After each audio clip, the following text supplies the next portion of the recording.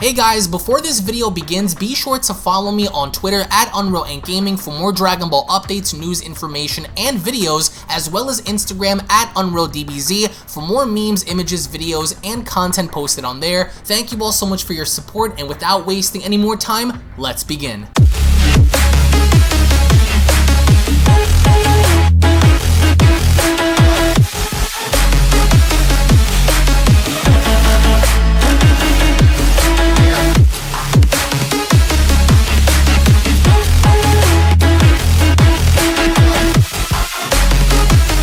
With Dragon Ball Super manga chapter number 55 now officially in the history books, the final hour has finally come as 2 months have now gone by within the manga chapter as promised by Moro, who had went along to further inform our heroes that he will be coming to Earth to wage battle against Goku and Vegeta, in promising their demise along with the demise of the planet Earth itself. And given Merus' identity now and having to be revealed in being an angel in training by the Daishinkan and WHIS, there is absolutely nothing more that Merus can do in his efforts in further helping Goku and his friends against the battle with Moro, but Dragon Ball Super manga chapter number 55 foreshadowed something very interesting that I do believe at some point could happen in the manga and anime, which directly involves not only the law of the angels but also Merus himself. As once more before we begin, if you are new to this channel and have a love and passion for all things Dragon Ball and anime related, then be sure to smash that subscribe button and turn on all notifications by clicking on the bell icon to never miss a single upload on the channel, as well as giving this video a big thumbs up by slapping that like button down below if you guys are finally ready to see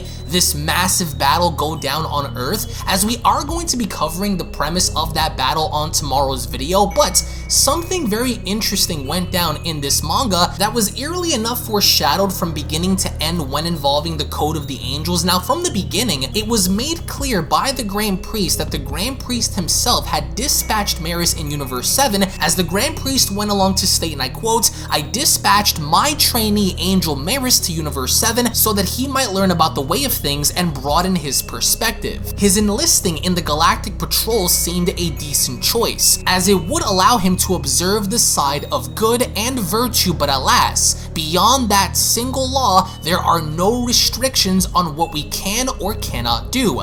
We angels must always act impartially." With WHIS then having to go as far as to ask his father, he seems to have gained a bias. With the Grand Priest agreeing, he then went along to tell WHIS any further and he will be in violation of our code, as he is pushing the limit. I shall have to end Merus' time in the mortal realm, with WHIS then having to ask his father, might you allow me to collect Merus and deal with him on his own? So what was interestingly enough emphasized here is that we already know in the manga and in the anime that the current angels that exist that govern their gods of destruction are not supposed to have a bias in being either good or evil, but instead their position is that they are supposed to remain as neutral as possible. And as further emphasized in the manga, it was made clear that Merus was sent to Universe 7 just so Merus can gain a better understanding of the good side of things and further broaden his perspective, but only then, as he took this upon himself to understand the ways of good versus evil, he took that bias under his belt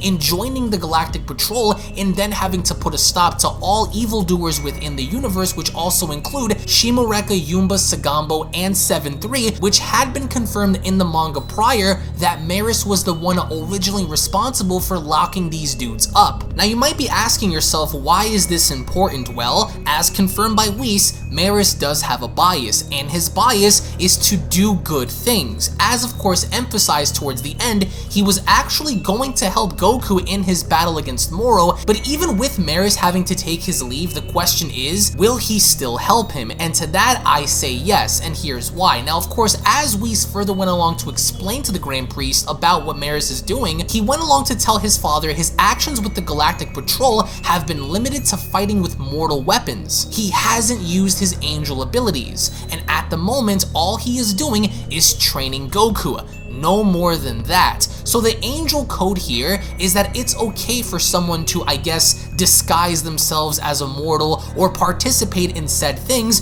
so as long as they're using mortal weapons and only waging battle in the form of training and never unleashing your true angel powers. And if one ends up doing so, you're simply breaking the code of the angels. Now towards the end, after Whis had pulled Goku and Merus outside of the hyperbolic time chamber, Whis went along to tell Merus, "I'm afraid there are no secrets between angels. Training can only be just that, training. Clashing against each other at full strength constitutes a battle. Even more egregious was that you were planning to travel to Earth and do battle against Moro." And of course, Merus further agrees by confirming, "You knew?" So Merus was in fact not only planning to reveal his true power to Goku, which again breaks the code, but he was also going to break another code by assisting Goku, a mortal, in their battle against Moro, which again takes up a bias in Merus having to choose good over evil, and you simply can't do that. Which of course, when Goku further asks about this, Whis goes along to tell him,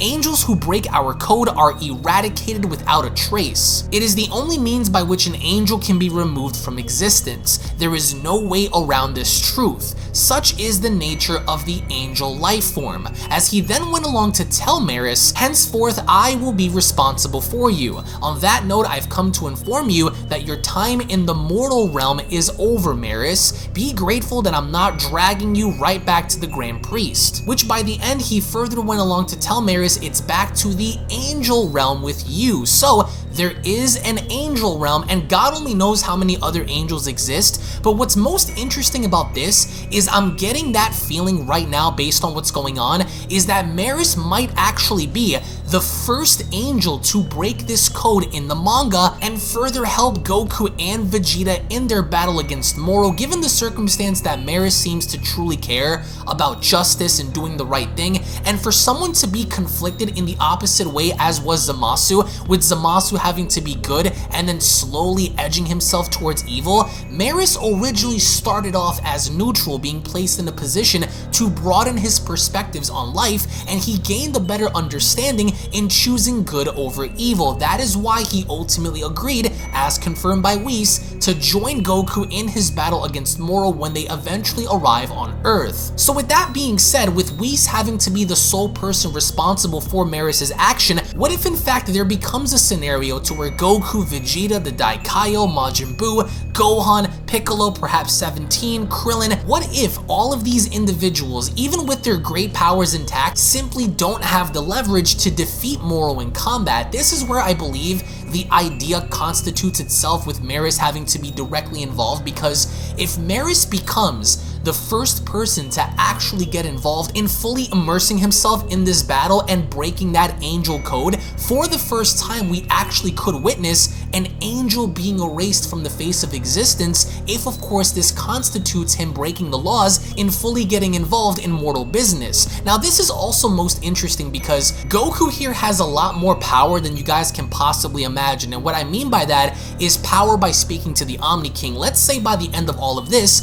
if Merus is the one to finally either apprehend Moro or use more or less of his angel powers to defeat Moro, and if the Omni King wants to choose to erase Merus because he broke these laws, it's most interesting to see what it would be like to have Goku actually talk to the Omni King and letting him know, hey, Merus isn't a bad guy, what he did was cool, and I think that you should forgive him. As I do believe that Zeno has enough respect for Goku just to hear him out during that situation, but even then, this constitutes something very interesting in finally getting to see a scenario be put if Merus does end up breaking the law, in either seeing him be fully erased or seeing him actually be let off scot-free and rubbing the other angels the wrong way. And this is why I say that, is because if you stop and think about how the other angels would feel about this, it would literally be a reference from the Bible in having some of the angels perhaps turn against the Omni King's decision in having to forgive Merus for actually breaking the code, but then choosing solely not to erase him just because of privileges from Goku. I think that this could end up setting something up in the long run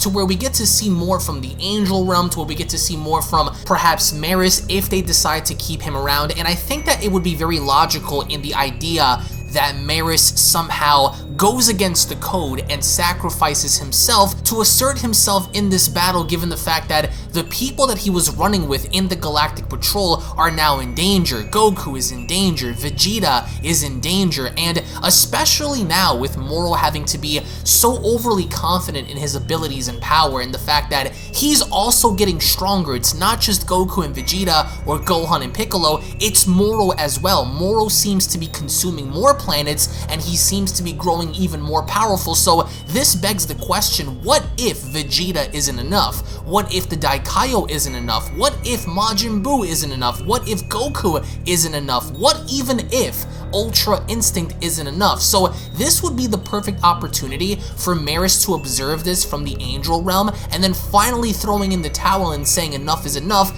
these are my friends, this is what I represented, and I'm not just going to stand idly by as this happens, especially during the climax of this, because this could go either way in either having Moro be apprehended and put back in prison, or having somehow someone come along and annihilating Moro completely. But even if they don't go into this direction of having Merus actually break the code in traveling back into the mortal realm to help his friends, then we can ultimately see more from Merus and perhaps maybe other angels down the line, given the fact that WHIS had not only confirmed that there is a realm and a world to where more angels dwell, perhaps maybe some are hand-selected to become attendees of gods, and that would be a great arc for us to observe in the fact that we get to see their ethics and their code, seeing the fact that some do want to do something outside of their own positions, as we understand, for those that do overlook and govern a god, and if they end up being destroyed, remain inactive. So wouldn't that be interesting in finding out what these angels are doing when they don't really have a position in governing a god of destruction, given the fact that their universe and god had been destroyed? So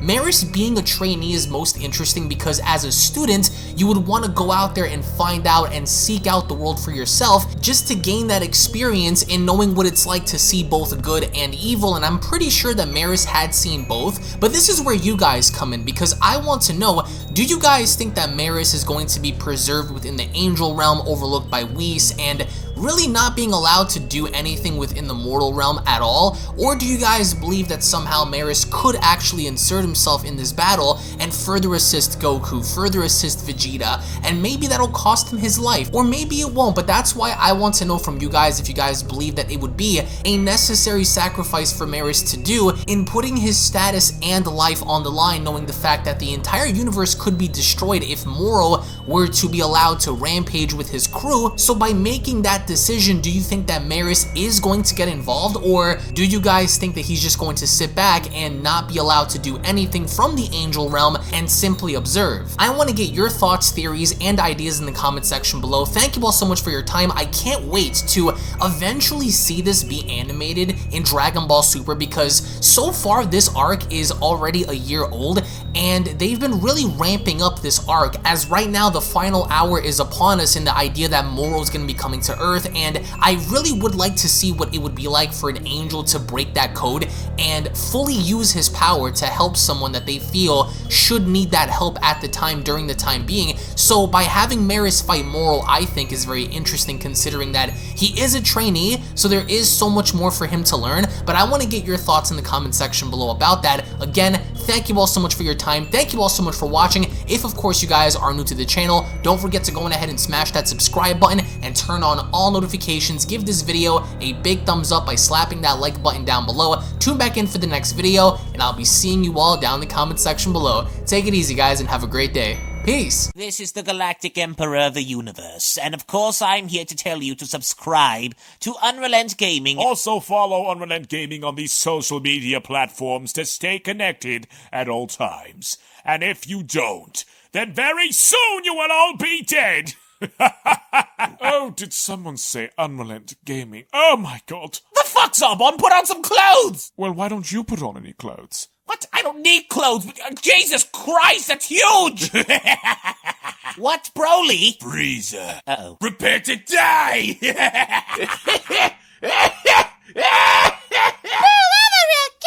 But once you get video, all lots of likes, or Bill will turn you into chocolate! Vados, get over here. Tell these mortals that I'm the biggest UnrealEntGaming fan. This is my moment. I'm a part of his notification squad. Universe 7 can have all the fun. I just want the food. And don't forget to leave a comment on this video. Show some love for the best community on YouTube. Kakarot!